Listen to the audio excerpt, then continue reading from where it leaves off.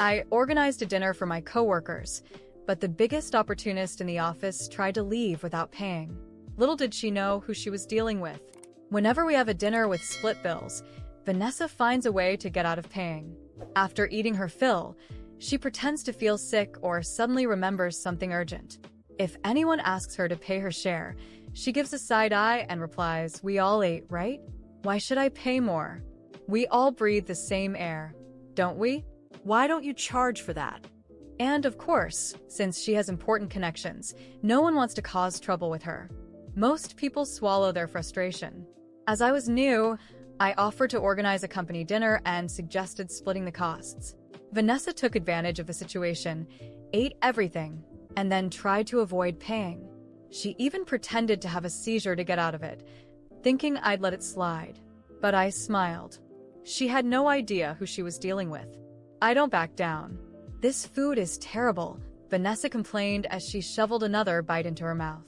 "It's something my mom spent weeks preparing just to send to me from Seville," Mariana replied, her eyes fixed on the empty packages in front of Vanessa. Stunned, Vanessa scoffed and cleaned off the last of what was left.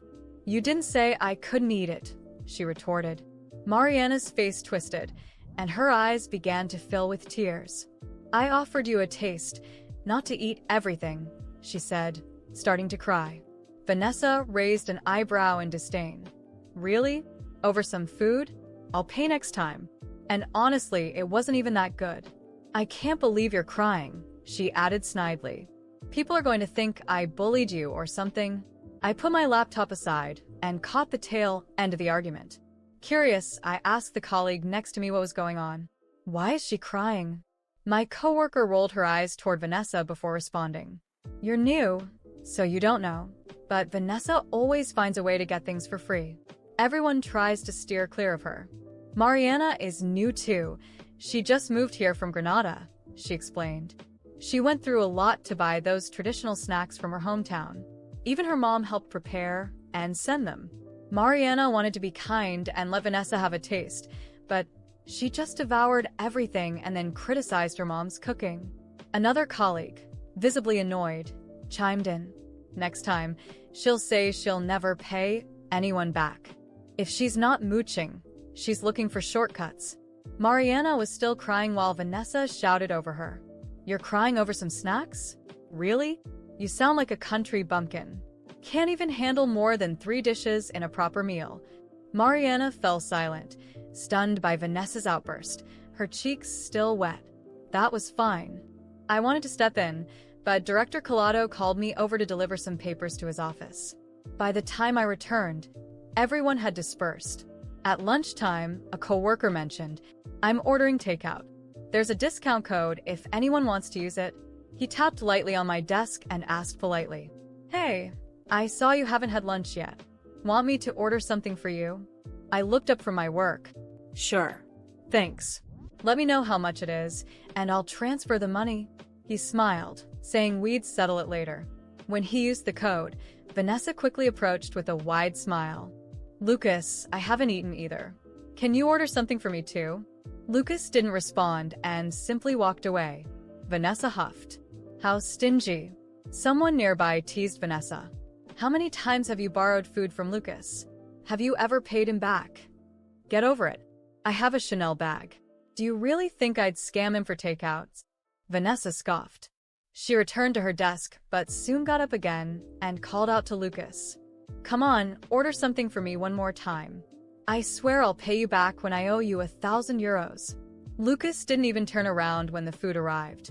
Everyone grabbed their orders, except one, which was left on the side without an apparent owner.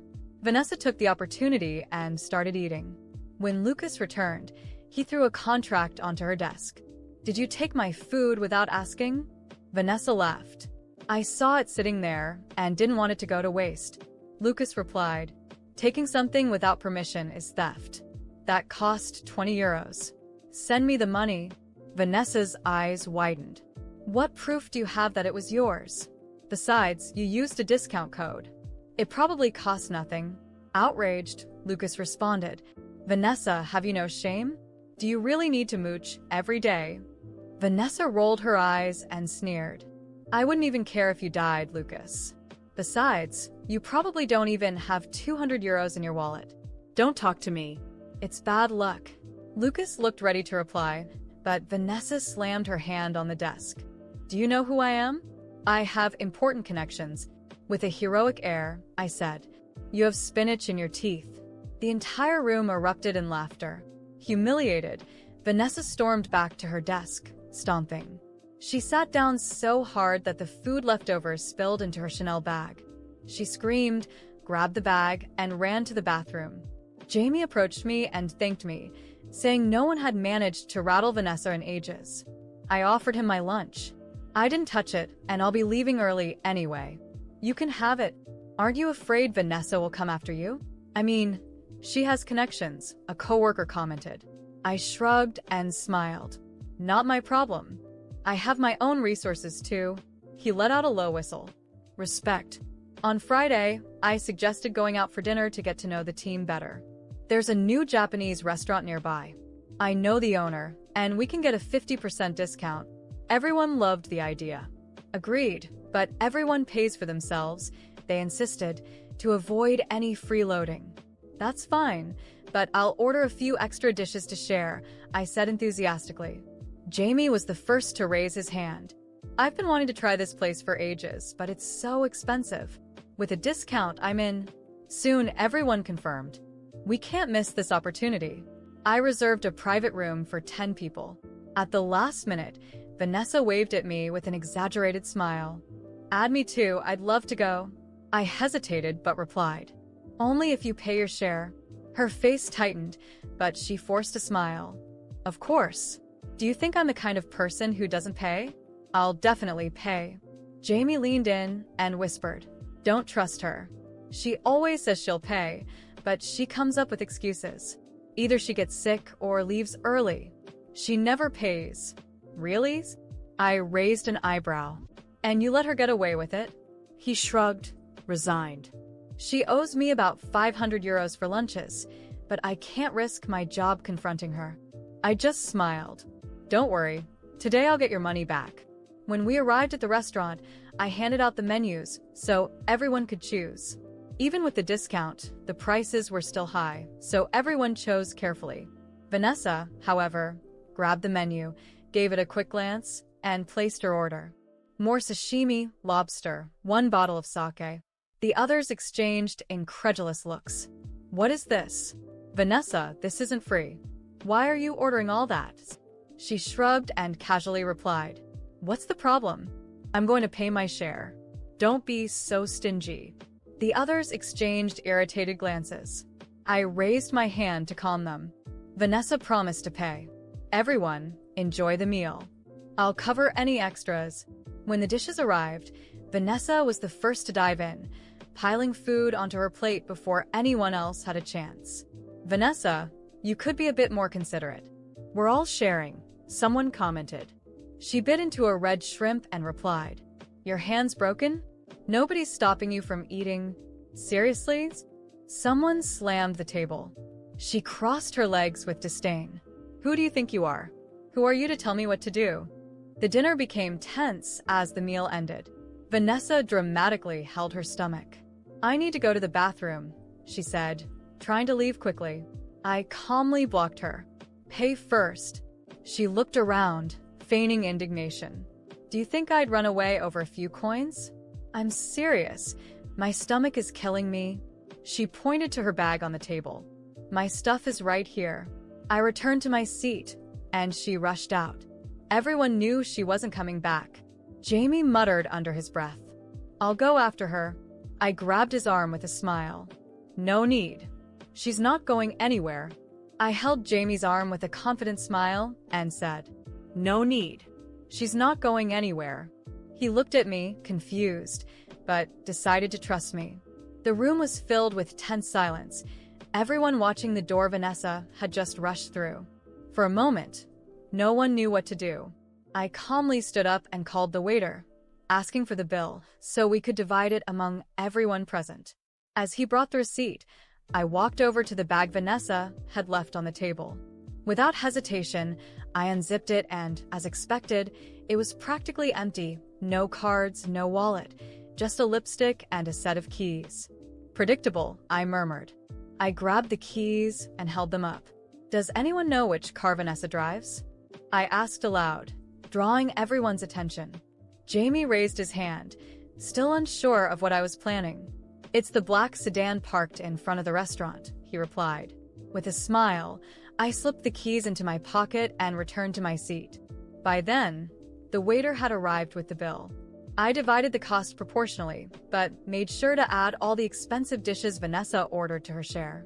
I was meticulous. Here it is, I said, handing over the bill for everyone to see. This is what each person owes. Vanessa's portion is highlighted here. People around started murmuring, annoyed by her audacity. Jamie was the first to speak up, but she's clearly not going to pay. You know that, right? I do, I replied calmly. That's why we're taking care of it now. I stood up again and went to the restaurant manager. I explained the situation clearly, assuring him I would pay the entire bill, but that I had a way to track Vanessa and recover her share. The manager, understanding and likely accustomed to dealing with difficult situations, agreed to help.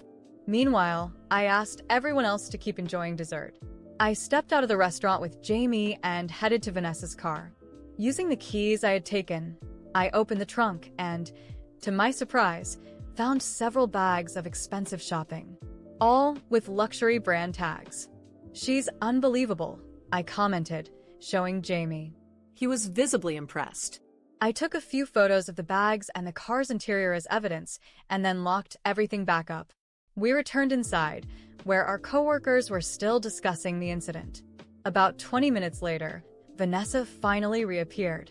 She rushed in, wearing a fake look of discomfort. Sorry for the delay, she said, holding her stomach. I had an emergency and had to run to the bathroom in another building. Oh, how convenient, I replied, smiling. I placed the bill in front of her, highlighting the amount she owed. Vanessa froze for a moment, clearly unsure of what to say. Oh, I forgot my wallet at home. But don't worry, I'll pay tomorrow. I promise. Nobody believed her excuses anymore. At this point, even the quietest people were visibly annoyed. No, Vanessa. You're going to pay now, I insisted, my voice firm. She started raising her voice, as she often did when trying to intimidate others. How dare you doubt me? I'm a respectable woman. Do you all know who you're dealing with? We know very well, I replied, keeping my tone calm. And we know you're used to avoiding your responsibilities. But today, that won't happen. I lifted my phone and showed her the photos of the luxury bags in her car trunk. Recognize this? I asked. Vanessa turned pale. She looked around, searching for an ally, but no one supported her. How dare you go through my car? That's an invasion of privacy, she shouted, trying to shift the focus of the situation. Invasion? Maybe. But the evidence speaks for itself. If you can spend so much on bags, you can definitely pay your share of this dinner. At that moment, Vanessa realized she was cornered. She tried a few more excuses, but no one was willing to listen anymore. Finally, she huffed in frustration and pulled out her phone, transferring the money. There. Are you happy now? She shouted as everyone around her looked on with disapproval. Very, I replied with a smile. Vanessa stormed out of the restaurant, stomping her feet, but now everyone knew who she really was. After that, the evening continued peacefully, and many of my coworkers thanked me for finally putting Vanessa in her place. At the end of the night, Jamie stopped me before leaving. You are incredible. I don't think anyone else would have had the courage to do what you did. I smiled, satisfied. Sometimes, all it takes is someone who's not afraid to stand up to those who take advantage of others. And that day, I was that person. After that dinner, I thought Vanessa would lay low for a while, but I underestimated her ability to stir up drama. It didn't take long for rumors to start circulating in the office. At first, it was subtle comments. I heard Vanessa is upset about what happened, or she mentioned she was humiliated at the restaurant. Slowly, the whispers intensified. As always, Vanessa was twisting the situation to her advantage, but I wasn't about to let that slide. One day, Jamie came to my desk with a serious expression. "I need to tell you something," he said, pulling up a chair and sitting next to me. "What is it?" I asked, curious. "Vanessa is telling everyone that you were unfair to her. She's claiming you went too far, that you know she's struggling financially, and that real friends would never put her in that position." I laughed, shaking my head. "So, now she's trying to play the victim? I'm not surprised." "It's not just that," Jamie continued, glancing around to make sure no one else was listening. "She's planning something for the next group outing. I heard she wants to expose you in front of everyone, pretend she can't pay again, and try to humiliate you publicly." My expression grew serious. This was too much. It wasn't enough for her to dodge responsibility. Now she wanted to make me her target? I took a deep breath, trying to stay calm. "Thanks for letting me know, Jamie. I'll handle it." I spent the rest of the day thinking about how to deal with the situation. I knew Vanessa had a pattern of behavior, but this time, I wouldn't let her manipulate the narrative. I decided to prepare myself. In the days that followed, I gathered all the evidence I could. Screenshots of old messages where Vanessa confirmed she'd pay bills but never followed through. Photos of the luxury items she flaunted on social media while claiming to be struggling. Even screenshots of conversations with other coworkers complaining about her behavior. My goal wasn't to attack her personally, but to reveal the truth. The day of the outing arrived. This time, we had planned to meet at a more casual bar with outdoor seating. I arrived a bit early, determined not to be caught off guard. Soon, coworkers began to arrive, and Vanessa showed up last, as always, with an exaggerated smile on her face. She greeted everyone as if nothing had happened, but it was clear she was watching my every move, waiting for the right moment to strike. As drinks and snacks were served, she began her usual comments. "Oh, I'll just have water today. Things are tight financially, you know how it is. But don't worry, I promise to pay next time." She glanced at me sideways, as if gauging my reaction. I let her continue, waiting for the perfect moment. After a few minutes, she finally made her move. "You know, what happened at the last dinner was really embarrassing. Some people here," she paused, looking directly at me, "need to understand that not everyone has the same financial means. It's easy to judge when you're in a comfortable position." Some coworkers began shifting uncomfortably. It was obvious she was trying to manipulate the situation, but before she could continue, I raised my hand, signaling that I wanted to speak. "Vanessa, I'm glad you brought that up," I began calmly, "because I think everyone here deserves to know the full context." I opened my phone and, connecting it to the bar's projector, something I had arranged in advance, started displaying the screenshots and evidence I had gathered. "This is a record of the times you confirmed you would pay for something and never did. Here are photos of the luxury bags and items you flaunt on social media while claiming you can't afford to pay for a drink. And here are messages from other coworkers complaining about the debts you've racked up with them." The room fell into absolute silence. Vanessa, visibly uncomfortable, tried to interrupt. "This is an invasion of privacy. You had no right to do this." "Actually, I have every right to defend my reputation," I replied firmly. "You tried to defame me, but now everyone can see the truth. This isn't about financial hardship, Vanessa. It's about respect and responsibility." Some coworkers began murmuring among themselves. Jamie was the first to speak up. "She's right. How many times has Vanessa done this to all of us? It's always the same excuse." Others started to agree. "It's true. She always disappears when it's time to pay, and then tries to play the victim." Vanessa tried to argue, but the group's indignation was stronger. One by one, people began expressing how tired they were of her antics. "We can't keep enabling this behavior," said one coworker. "If she wants to live a luxury lifestyle on social media, she can pay for it. But we're not responsible for funding her choices." In the end, the consensus was clear. Vanessa would no longer be invited to group outings. It wasn't a decision made out of spite, but out of sheer exhaustion. She stormed out, slamming the door behind her. And for the first time, the entire group felt a sense of relief. Jamie approached me at the end of the night. "You handled that brilliantly. I think we all owe you a thank you." I smiled, feeling a sense of accomplishment. Sometimes, the truth is all we need. And that night, The group was finally free from the burden Vanessa always brought with her.